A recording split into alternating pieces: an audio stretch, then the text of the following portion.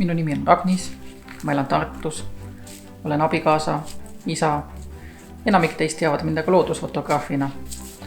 Mulle meeldib mõelda endast kui looduse sõbrast ja sõnumitoojast, kes kaamera vahendusel toob inimesteni selle, mida loodus meile näidata ja rääkida soovib.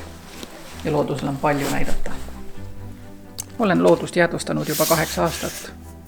Miks ma seda teen? Mulle meeldib. See tunne, kui näed ja koged midagi ehedat, midagi erilist. Võib-olla isegi midagi sellist, mida paljud inimesed ei näe terve oma elu jooksul. Kas või tedremäng. Sellistel hetkedel mõistad, kui liigirikas ja mitmekesine on loodus. Ainuüksi siinsamas meie enda Eestiski. See on võimas. Jube mõnus on varahommikul minna rabasse, kuulata kõiki neid helisid, mis enne koitu rabamastikult vastu kõlavad ning nautida rahu ja vaikust. Valid välja mõne põneva lauka, võtad kotist kaamera, sätid kompositsiooni paika ning jääd päikese tõusu poolt pakutavat värvide mängu ootama. Vaatad, kuidas udu lookleb laugaste vahel ja valgus muutub iga hetkega. Kui hommikune päike hakkab udu värvima ja kogu maastik muutub kuldseks ning tekivad erinevad mustrid ja valgusmäng rabamändide vahel. See kõik on äärmiselt lummav ja nauditav, mis kutsub ikka ja jälle tagasi loodusesse. Kõige enam meeldibki mulle just rabades käia. Need mõjuvad kuidagi ürgselt. Seal tunned, et aeg on nagu seisma jäänud.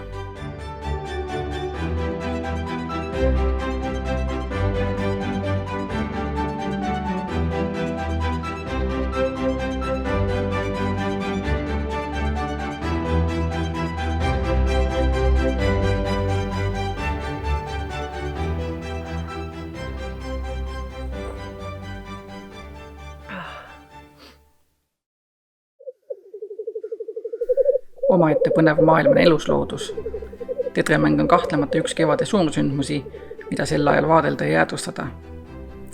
Tegelikult on väga kurnav ärgata öösiti üles ja raske fotokotiga mööda vesist sood varjesse kõndida, mis juba varasemalt püsti on seatud. Lisaks fotovarustusele peab ka soe magamiskott kaasas olema, sest varakevadise tööd on veel jahedad ning maapind külmunud.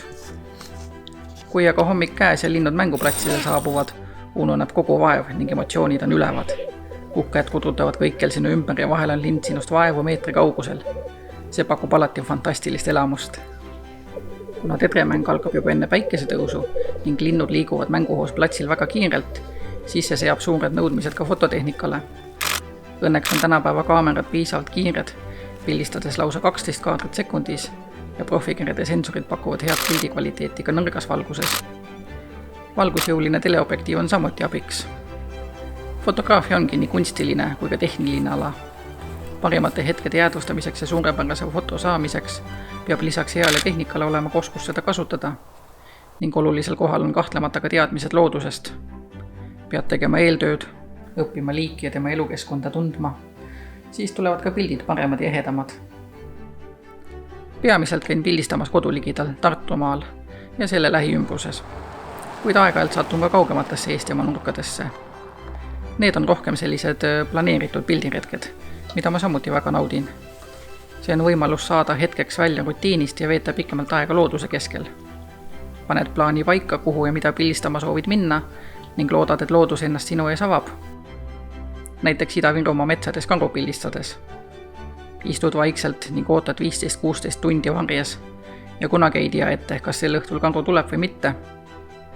Ja kui ta siis lõpuks tuleb ning saad meie metsade suurimat kiskjat lähedalt, oma loomulikus keskkonnas vaadelda ja pildistada, see on võimas tunne. Tihti juhtub, et nende tundide jooksul näed looma vaid hetkeks ning siis pead olema valmis koheselt reageerima ning maksimumi võtma. Ja isegi kui kedagi ei näe, oled siiski veetnud aega värskes õhus, loodushelide keskel, mõeldes omi mõtteid. Metsast tuleb tagasi ikka justkui võitjana. Üks aasta oodatuim aeg on minu jaoks kindlasti sügis, võtrade pulmaaeg. Siis sõidan tavaliselt lausa nädalaks või isegi kauemaks Matsallu, et luhtadel seda suurt ja võimast loomu otsida. See on selline eriline pildiretk, millest omaette nauding on juba ainuüksi seal viibimine. Sel ajal saab autost justkui minu ajutine kodu või baaslaager, kus ma söön, magan, isegi pesen ja niiviisi siis elad seal. Hommikul vanga, kui väljas veel pime, ärkad üles. Tunned, kuidas sügisööde jahedus on pisut naha vahele pugenud ning paned riidesse, võtad kaamera ja lähed luha peale. Sügishommikutel enne Koitu luha peal viibida on eriline kogemus. Kuuled kaugusest põdrapullide ohkimist ning keegi võsas ragistab. Hea õnne korral näed suurt tumedat kogu läbi udu liikumas ja adrenaliin lööb lakke. Lõpuks hakkad ise ka liikuma ja mõtlema nagu põder. Häälitsema nagu põder.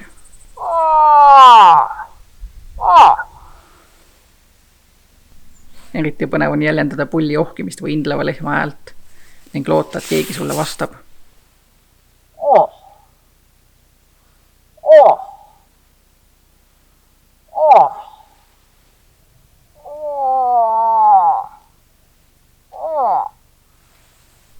Vahel vastabki ning koostikust tuleb välja põdrapull, endal sarved heintega ehitud.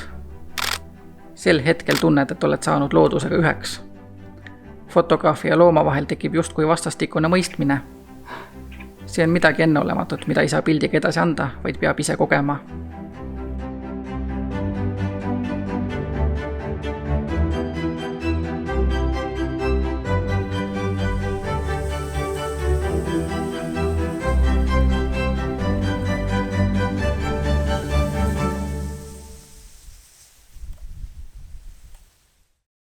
Looduse pildistamine nõuab tihti palju kannatlikkust ja pühendumist ja muidugi väga vanga ärkamist, sest kõige ilusamad hetked on enamasti ikka just enne ja peale päikese tõusu. Linnud, loomad on sel ajal kõige aktiivsemad ja ka valgus on sel ajal kõige ilusam. Kõige raskem osa ongi just koduuksest välja saamine, eriti kui pead tõusma kell 1 öösel, et ööpimedusest edrevangrisse jõuda või enne Koitu suvist rabamaastikku pildistada. Aga kui oled juba uksest välja saanud ja suurem uni silmist pühitud, läheb lihtsamaks, siis hakkab põnev. Ja kui õnnestub pildistada päikese tõusu ajal ilusat värvide mängu või näed mõnda lindu või looma metsas, siis on kõik see vaev ja vara ja narkamine ennast juba kuhjaga ära tasunud. Oled jälle looduselamuse võrra rikkam. Me kõik oleme näinud BBC dokumentaalfilme maailma loodusest, aga televiisori vahendusel ei ole see päris see. Olla ise koha peal selles hetkes. See on midagi muud, selline vahetu. Tunned ennast ise kui osakesena loodusest. Oma fotodel püüan alati kujutada loodust võimalikult loomutruu ja ehedana. Sellisena, nagu mina seda hetke nägin, seda keskkonda, neid värve. Ma ei soovi oma vaatajaid petta ning seetõttu ei meeldi mulle teha suuri töötlusega keerata värve tugevamaks, kui need olid ja muud sellist. Loodusfoto peab olema aus. Üks suurimaid tunnustusi on see, kui keegi tellib sinult foto, et see oma koduseinale panna. See näitab, et pilt on inimest kõnetanud ja see on talle midagi tähendanud. Kui näen, et keegi on minu fotodest leidnud inspiratsiooni või saanud innustust ka ise loodusesse minemiseks, siis on mul selle üle vaid hea meel. Loodan väga, et minu fotod toovad inimese loodusele pisut lähemale ning õpetavad seda väärtustama. Kui nii, siis olen oma missiooni täitnud. Minu jaoks ei ole loodusfotograafia lihtsalt hobi. See on elustiil. Harmooniline suhe inimese ja looduse vahel, mis aitab mõista meid ümbritseva keskkonna ja bioloogilise mitmekesisuse tähtsust. See on nägemine, kogemine, tunnetamine, tajumine ja emotsioon üheskoos, mida kaamera vahendusele vaatajani tuua. Kõige enam meeldib mulle ikka Eesti loodus. See on selline lihtne ja kodune, samas piisavalt mitmekesine, et igav ei hakka kunagi. Alati on põnev. Kuid muret valmistab ka. See, kui massiliselt Eestis praegu metsi raiutakse ja vanad liigirikkad põlismetsad aina kaovad või ongi juba kadunud. Rabad muudetakse turbakaevandusteks. See on kole ja väga muret tekitav.